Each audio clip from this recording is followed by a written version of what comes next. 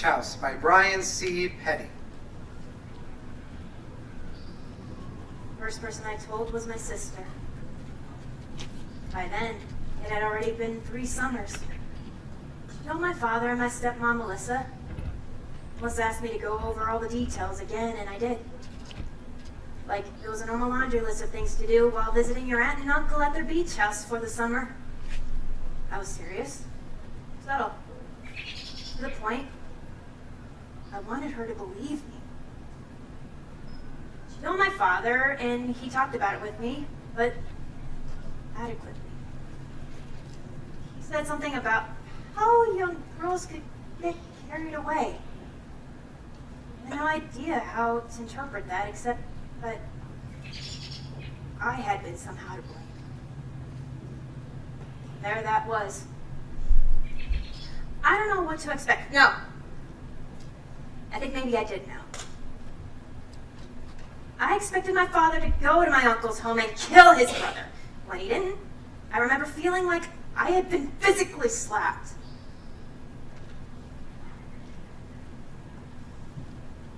I could feel the burning in my cheek. I was too young to understand every emotion involved in hearing such a thing had happened to your daughter. But I assumed murderous anger would be one of them. Apparently, it was overridden by denial. My stepmom wrote a letter to my aunt. She was not one to run from the truth. She wanted them to know. She knew. I was afraid of what my aunt and uncle might do. I loved them after all. I spent summers with them all my life. That ramshackle house on the beach, filled with sand and salt and darkness and mystery. My aunt made me taffy and spoke to me like I was a real person, not just a child. The limits I had at home were gone. What I could eat, how I could stay up, and how I spent my time. My uncle was kind, sometimes indulgent, sometimes grouchy, sometimes uneasy, standing for my father until I was 9. I barely considered him a person. He was a force like gravity. And like gravity, I took it for granted. The way I loved him was prescribed. It was the way a child was expected to love an uncle, and removed from my parents. I had no reason to worry about my aunt and uncle's reaction. There was none. We visited them like as a family, and my dad joked like he always did with my uncle, and my sister acted slightly cold, my stepmom slightly indignant. My aunt and uncle were all smiles and barbecues, the wave of benevolence, like we were all wordlessly welcoming me back and asking my forgiveness at the same time. Him for what he'd done, for her for staying in the same life with him after she knew.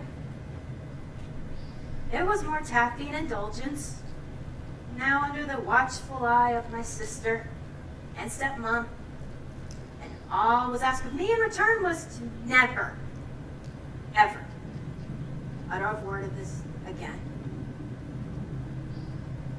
I had spoken out of the most consequential event that had ever happened to me in the shortness of my life. And the answer I received was that it was not so consequential. I was a child! And a child could be made insignificant? When I pulled the thread of the moment of empathy now, I can say with shortly that it changed my life. I was disposable. It was a hard thing for a 12-year-old to suddenly realize that they're not as unimportant, or not as important as she supposed.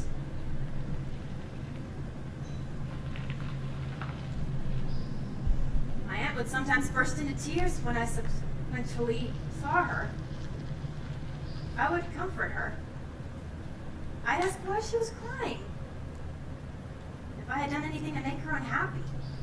Because you see, I had already cast myself as the source of all wrong. It was my willfulness, or singular nature, or provocative temperament that caused this appealing being visiting on my family. I had to be strong and confident, and above all, unaffected.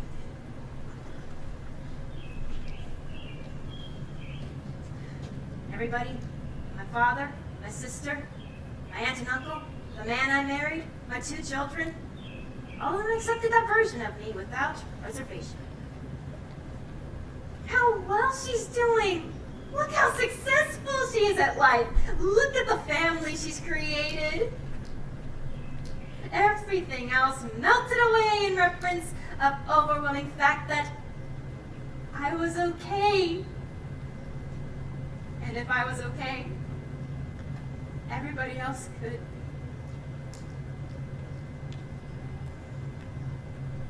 I figured it out sooner or later that the lies of who I was the lip that held everyone else in place.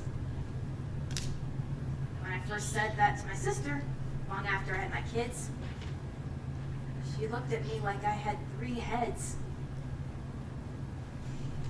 You're not the center of this family. Stop acting like you're better than the rest of us. Better, she said. Like I was a narcissist trying to remake the truth in my own image. She said everybody dealt with the issue as well as they could manage. Dealt. Past tense. It was over, and I was dreading up the past out of self-importance and spite. And look how well you're doing. If you're so earth-shatteringly awful. She didn't finish. I finished for her. Why aren't I curled up in a ball with a razor blade above my wrist? Is that what you want to know? No mention of how nauseating I got whenever my husband overly sexual towards me, or how I've been bulimic on and off since I was 14, or how I never, ever felt successful as a mother, no matter how hard I tried. Because those things could be seen and spoken about and acknowledged. As long as I was acting like all was well and nothing to see here. Everything was roses and apple pies and moonlight walks in the park.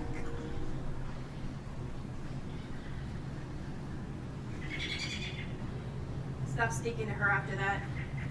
We were so far apart, I didn't want to be together again. At some point, it no longer was about love. It was about survival. One by one, I cut them off. And each one was like removing a finger. Pain was unbearable. But eventually, you learn to live without it.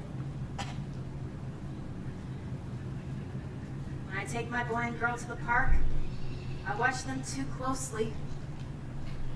If there was a man there, even if he was with his own children, I wouldn't let him out of my sight. Once you've lost trust, you don't have trust to spare.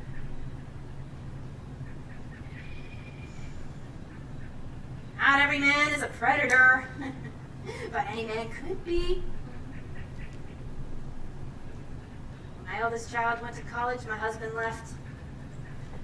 He's a good man, a devoted man, and I trusted him as well as I was able. But it wasn't well enough. And he He woke up one day at 50 and realized we had been living a version of reality that depended on us not looking too closely at it. I don't blame him for leaving. I would have too. I could easily fall into that self-delusional bubble that all men betray me. But I prefer the truth. I betrayed me. This isn't a story about reconciliation. When my uncle died, I didn't go to the funeral. I got a letter from my aunt saying, in the greatest terms, how much my uncle loved me and wished I could have put the past behind us. I could have put... That's how she termed it. It was me. Obstinate me, preserved me, leading everyone on with my mask of healthy acceptance, while harboring ancient long burdens. From July 4th weekend until the end of August, every summer from time when I was 9 until I was 12, I would take a shower before bed, and my uncle would be there waiting for me when I got out. I don't know what he told my aunt, but it couldn't have been as believable as me getting sick, physically vomiting, when she would say, "Go take a shower and get the salty ocean water off your body." She didn't even listen to that story. That's why I tell it to you now. You heard it, believe it,